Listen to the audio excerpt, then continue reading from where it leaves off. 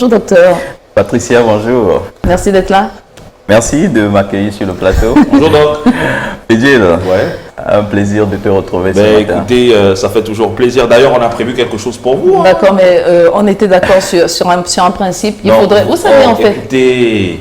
Laissez-moi aller jusqu'au bout, Ok, ça allez-y. pourrait vous faire plaisir. Ok, C'est-à-dire voilà. que sans le DJ la Tarakou, là, ça ne sert à rien. Il faut un DJ pour rythmer la Tarakou. Ok, ok. Allez-y donc.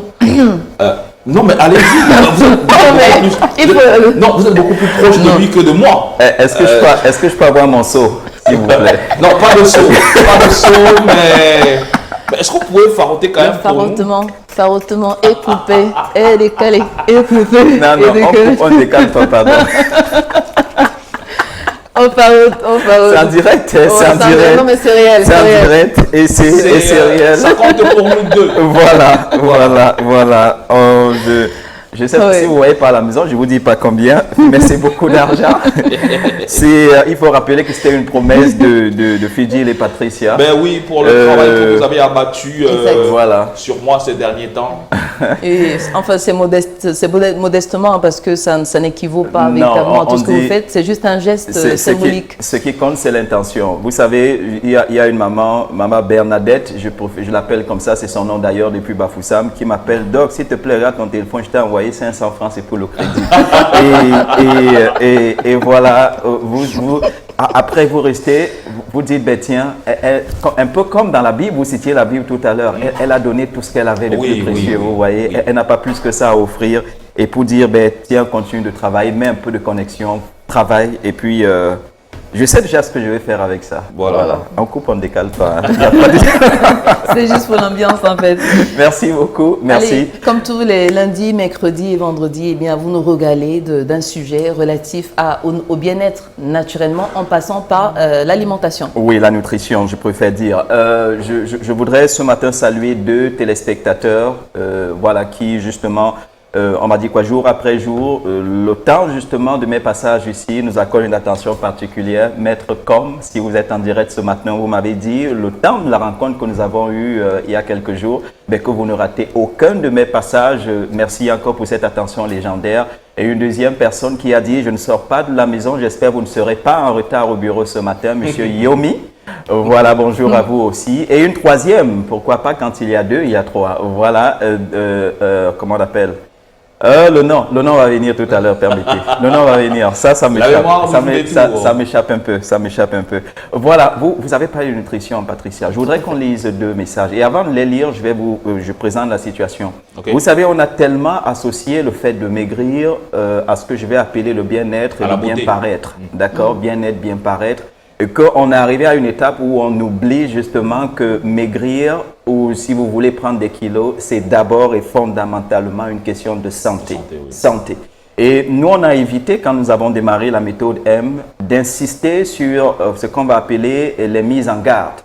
Si vous ne perdez pas de kilos, vous aurez un AVC. Si vous ne perdez pas de kilos, vous aurez le diabète. Si vous ne perdez pas du ventre, ou si vous voulez, vous aurez l'hypertension. Si vous n'êtes pas prudent justement sur votre poids, vous aurez, si vous voulez, des cancers. On a évité ça parce qu'on s'est dit, on va utiliser, si vous voulez, l'axe de la peur et pour amener les gens justement à suivre le programme.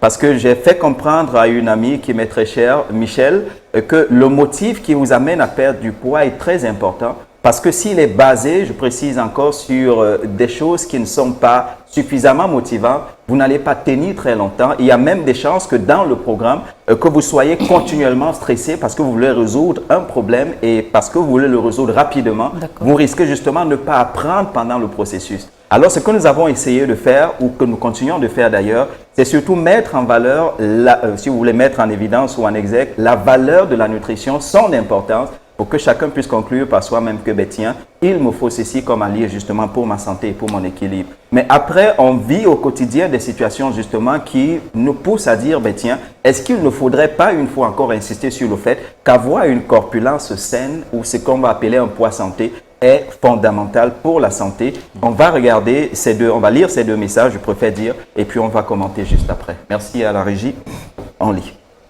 Et là, c'est le premier, je vais lire parce que je l'ai sous les yeux ici. Bonjour, et moi je réponds bonjour, tout simplement. J'ai vraiment besoin d'aide, j'opte pour l'option 2. En fait, l'option 2, c'est dans les programmes méthode M. Il y a le suivi individuel, le suivi de groupe. Dans l'option 2, c'est le suivi individuel. Et puis, il dit, le médecin me demande impérativement de perdre du poids. C'est assez urgent, je suis désespéré. Après une cardiopathie, j'ai eu un AVC. Oh, oui. Donc ça, c'est le message que je reçois.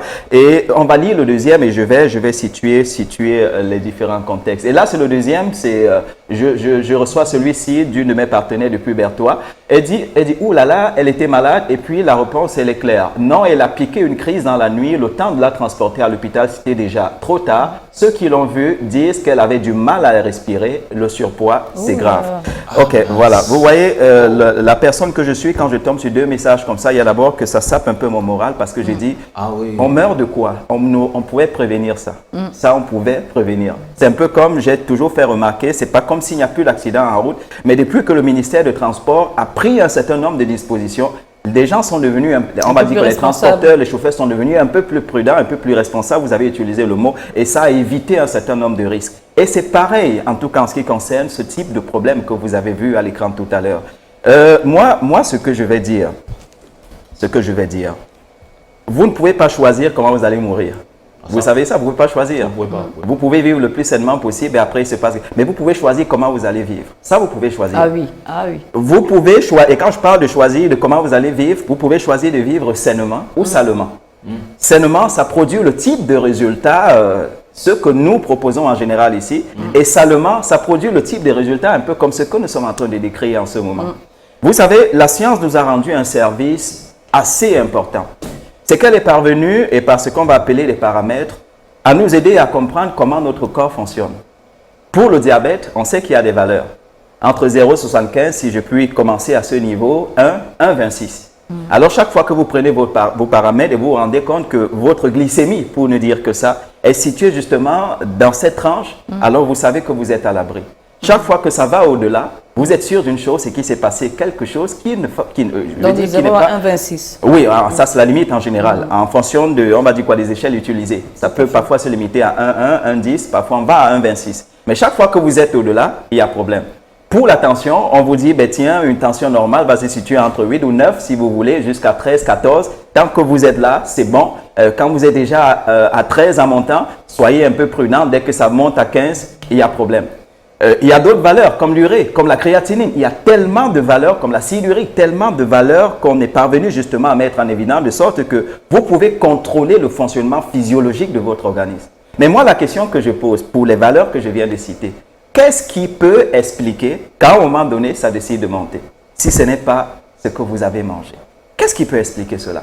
Qu'est-ce qui peut expliquer que la glycémie monte s'il n'y a pas eu ingestion, si vous voulez, de substances ou d'aliments sucrés? Qu'est-ce qui peut expliquer cela? Qu'est-ce qui peut expliquer qu'à un moment donné, l'hypertension se met en place si elle n'est pas à la base un problème, comme on va dire congénital ou tout autre problème avec lequel vous soyez né? Qu'est-ce qui peut expliquer que la tension monte? Congénital. Vous pouvez naître avec des problèmes cardiovasculaires, ça veut dire dans le sein ou alors on va dire quoi, le ventre de maman, il s'est passé des choses qu'on a toujours du mal à expliquer ou du moins que la science peut expliquer et puis vous naissez avec un souci, il y en a qui naissent avec des trous dans le cœur et tout le reste, ben, qui vont avoir des vies pas pareilles, si vous voulez, à celles des autres. Donc, on peut naître avec des problèmes, mais il y a justement que des personnes adultes, responsables justement, peuvent décider de créer leurs problèmes. Je dis encore, peuvent décider de créer leurs problèmes. Et là, ce sur quoi je suis en train d'insister ce matin, et c'est très important, c'est que le corps vit dans ce qu'on va appeler une situation d'équilibre. Et cet équilibre est garanti tant que les différents paramètres que je viens de citer, chaque fois que vous les prenez, vous restez dans les chiffres qui sont, excusez-moi, vous pouvez me laisser un message sur WhatsApp, c'est mieux. Voilà. Donc, chaque fois que vous prenez vos paramètres et qui sont dans les limites que je viens de citer, vous êtes OK. Les blancs, comme on les appelle en général, n'ont pas créé ces choses contre nous. D'accord? Pour dire non, chaque fois que tu seras au-delà de 1,26, par exemple, pour la glycémie, ah ben tiens, tu es en train... Non, ce n'est pas contre nous. Ils ont étudié, si vous voulez, ou du moins la science a étudié le fonctionnement physiologique de notre organisme de manière à nous dire, voici les limites, ne va pas au-delà et ne sois pas en dessous. Et tant que tu restes dans ces limites, tu n'as aucun problème. On va appeler ça une condition d'équilibre, si vous voulez, dans laquelle, en science, on l'appelle l'homéostasie, où les maladies, où le corps s'auto-guérit naturellement sans avoir besoin de vous. Wow. Naturellement, il s'auto-guérissent, l'homéostasie. Mais moi, le problème que j'ai avec la société dans laquelle nous vivons, il est le suivant. on nous a présenté des paramètres. Et on nous dit, tant que tu restes dans ces limites, il n'y a pas de souci. Mais dans le vécu, si vous voulez, ou le quotidien, tout est fait pour accentuer les problèmes. Je prends un exemple simple. Quelle éducation, je vais dire, mise à part ceux qui, d'une manière ou d'une autre, que ce soit sur les réseaux sociaux ou par des passages à la télé, un peu comme je suis en train de faire, mise à part ces exceptions, quel plan d'éducation est mis en place pour inviter les différents citoyens à dire, ben, attends, est-ce que vous vous rendez compte que la glycémie peut être maîtrisée si la ménagère, ou du moins celle qui s'occupe des repas à la maison, est prudente sur tel aspect, tel aspect, tel aspect? Est-ce que vous savez que pour l'hypertension, on peut maîtriser ce problème si celle qui fait les repas est prudente sur tel et tout? Bon, quand je dis, il y a les hommes qui cuisinent, non, bien évidemment. Voilà. Mais parce que généralement, c'est les femmes qui gèrent cet aspect. Ça veut dire, docteur, qu'on n'est pas forcé d'être sujet, par exemple, au diabète pour s'intéresser à tout ce qui non, autour du diabète. Non, mais le problème, il est là. Il ne faut pas attendre d'être, on va dire, d'être catégorisé. Je préfère utiliser ce mot. Il ne faut pas attendre d'être catégorisé pour vous intéresser à la question. Il ne faut pas attendre d'être en surpoids pour dire, ben, tiens, c'est quoi bien manger, par exemple. Il ne faut pas attendre d'être hyper tendu pour vous poser des questions sur comment est-ce que le cœur fonctionne. Il ne faut pas attendre de souffrir d'une insuffisance rénale pour vous poser des questions sur l'urée et la créatinine. Oh. Mais pourquoi vous ne saviez pas ça avant? Pourquoi vous... C'est un peu comme quelqu'un qui a une voiture. Je suis désolé, si le temps monte un peu ce matin. Avoir une personne qui décède d'un problème qu'on pouvait prévenir. Et quand j'ai dit ça à un ami hier, M. Tonia, que je salue ce matin, c'est mon homme de main, que vous devez d'ailleurs connaître, il m'a dit, c'est Dieu qui nous garde. J'ai dit, oui, tu as tellement raison, mais Dieu nous garde par le moyen de la vérité. Il ne nous garde pas, je ne sais pas comment je vais dire, il nous garde, ça veut dire, tu connaîtras la vérité, elle te rendra libre. Donc, il nous protège, nous garde, par le moyen de la vérité. Quelle est la quantité de vérité que tu as, que ce soit dans le domaine financier, que ce soit dans le domaine marital, que ce soit dans le domaine, je ne sais pas, relationnel, même c'est la quantité de vérité que tu as. Pour avoir abondé dans votre sens, il dit, je mets devant toi deux chemins, la vie et la mort. Bon, après tu choisis. Voilà. Ouais. Donc, la quantité de vérité que tu as garantit aussi la quantité et la qualité de résultat que tu vas avoir finalement. Donc, on n'attend pas d'être catégorisé avant de s'intéresser à un problème. Je peux vous dire une chose. Cette dame, celle qui m'a écrit, qui est encore en vie, et je souhaite qu'elle vive très longtemps et qui demande de l'aide, je peux vous dire une chose. Si rien n'est fait, elle sera plus renseignée sur les différents médicaments de l'hypertension que sur les différents aliments. Et c'est ça la vérité, et c'est ça la tristesse en fait. Oh. Donc, vous prenez un patient diabétique, il connaît tous les médicaments du diabète. En 1900, si on m'a prescrit ça, après on est passé à tel, après, vous lui dites la courgette c'est quoi, il ne connaît pas. Je ne sais pas si on se comprend. Vous lui dites le haricot vert c'est quoi, il connaît, mais il n'en mange jamais. Mais il connaît tous les médicaments. Et vous savez, moi, au-delà de, je vais dire quoi, de la plainte que j'ai à ce niveau, désolé, au-delà de ça, il y a une autre réalité. Je suis en train de citer des maladies qui, au fond, ne sont pas nos maladies. Et pour lesquelles nous n'avons pas, à la base, je vais dire, de solutions. Parce que je dis encore, j'ai souvent eu des discussions avec ceux qui font dans la pharmacopée. C'est ça, on dit, africaine et tout le reste, ou si vous voulez, camerounaise. Ah, on a le remède pour le diabète. Je dis, mais si c'était vrai, nous serons en train de vendre la solution. Par exemple?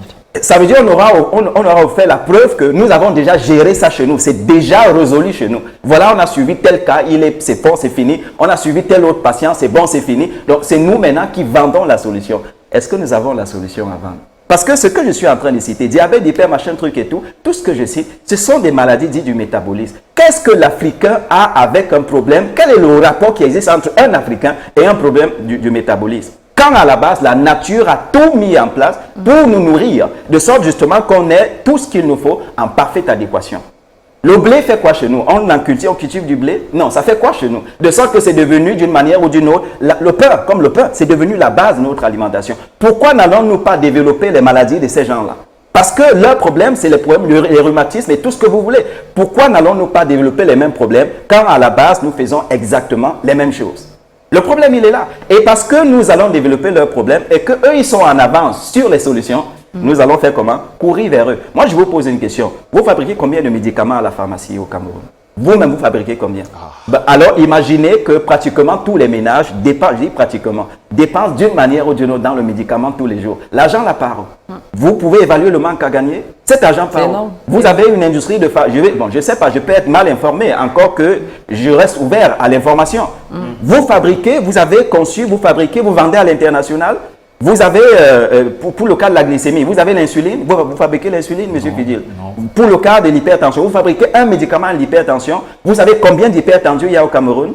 La part du salaire qu'ils sortent ou qu'elles sortent pour dépenser dans le médicament du diabète, ça part où? Répondez à ma question. La part de leur salaire ou de leur économie qui part dans le médicament du diabète, ça va chez qui? Nous avons créé des problèmes qui ne sont pas nos problèmes. Ça veut dire qu'on a laissé venir. Et comme je dis, c'est accentué continuellement. Les supermarchés ouvrent partout. Pendant ce temps, nos marchés ne sont pas suffisamment entretenus pour qu'on ait du plaisir à faire. Vous savez, vous entrez dans un marché, parfois il faut mettre un cache-nez. Donc, on ne fait rien pour qu'on ait du plaisir à acheter naturel. Ça veut dire là où le naturel est vendu, c'est un tas de tout et de rien. Donc, mais les supermarchés sont classe, propres, on s'habille classe. Normalement, on devait s'habiller classe pour aller au marché. Au marché, acheter la vie. Acheter la vie pour entrer avec. Mais ce n'est pas ce qui nous est proposé. Et c'est ça, et c'est pourquoi, je vais dire d'une manière, ça explique pourquoi après, comme on dit, tout ce qui brille attire nécessairement. On veut toujours courir vers des choses qui sont venues d'ailleurs. Mais le venu d'ailleurs, là, ce n'est pas pour nous. Et ça nous crée des problèmes. Et des problèmes pour lesquels nous n'avons pas. Le remède du palu, vous avez le remède du palu. Africains, nous, on a le remède du palu. On a le remède de la typhoïde, les bidons de 5 litres, machin, même si je n'encourage pas. On a tout ça. Mais toutes les maladies du métabolisme, là, ce n'est pas pour nous. Et je suis encore en train de dire, la chose à faire, ce n'est pas d'attendre d'être catégorisé. Surpoids, diabète, hypertension, ou la combinaison de tout ça, parce qu'il y en a qui ont une combinaison de 5-6 maladies. Ce n'est pas d'attendre d'être catégorisé pour vous demander que, mais attends, comment est-ce que mon corps fonctionne? L'idée, ou du moins le projet, c'est de décider dès maintenant, pendant que vous respirez encore, que vous pouvez vous mouvoir, de dire, ben tiens, je vais être plus prudent en ce qui concerne ma bouffe, je vais être plus prudent en ce qui concerne mon hygiène de vie, parce qu'il n'y a que comme ça, vous pouvez rester à l'abri de toutes ces affaires. Je transpire même déjà. Le message est passé. C'est le temps qu'il fallait. Il fallait vous libérer, ça on a compris. Oui, il fallait que je me libère. Et toutes nos condoléances à cette famille éprouvée, mais aussi à toutes ces personnes qui passent par ce chemin. Alors on sait que c'est dur. Et pour ceux qui ont encore la chance de vivre, eh bien, vous avez toujours cette chance de manger sainement, de bien vous alimenter pour passer à côté de ces maladies du métabolisme. Merci, je vais partir. Je ne fais pas de campagne de 8 mai ou de quoi que ce soit ce matin. Moi, je venais juste parce que j'avais quelque chose à cœur ce matin. J'espère il y a quelqu'un qui... Il y en a qui sont tellement négligents. Vous savez, votre vie, d'une manière ou d'une autre, ça ne nous engage pas. Mais quand vous allez mal, vous savez, on a tellement banalisé la mort que les gens n'ont plus peur de mourir. Mais il y a une chose que vous ne pouvez pas banaliser, c'est la souffrance. Vous voulez voir la souffrance, allez à l'hôpital. Faites l'expérience que moi j'ai fait à l'époque. Je n'étais même pas encore nutritionniste. Allez à l'hôpital, vous allez voir la souffrance. Je crois que ça peut vous renseigner sur la fragilité de la vie et peut-être mettre une puce à l'oreille sur combien, pendant que vous êtes dehors, vous pouvez faire quelque chose. Il y a quelqu'un qui m'a dit, c'est quand je suis allé en prison voir les prisonniers que j'ai compris qu'il faut que je reste honnête quand je suis dehors. Parce que la vie, elle est comme ça. Moi, je vais partir. Si vous avez à me dire, il y a le numéro que vous avez vu au bas de votre écran, c'est un numéro WhatsApp. Vous me laissez un message sur WhatsApp. Pourquoi pas on discute un peu et on planifie peut-être quelque chose qui concerne votre santé. Moi, je m'en vais utiliser ça. En tout cas, c'est pour vous. Merci. Vous le méritez amplement. Merci, Patrick. Et ça vient du cœur. Hein. Portez-vous comme un charme et puis rendez-vous vendredi prochain. Oui, à vendredi, on parle méthode M. Et du reste, n'attendez pas toujours que ce soit fatal pour pouvoir prendre la décision. Ça peut être, quand je dis fatal, ça peut être peut-être la mort. C'est-à-dire que quand quelqu'un d'autre a fait une expérience et que la suite n'a pas été bonne, que ça vous serve aussi de leçon. C'est très important. On est rendu à 7h55.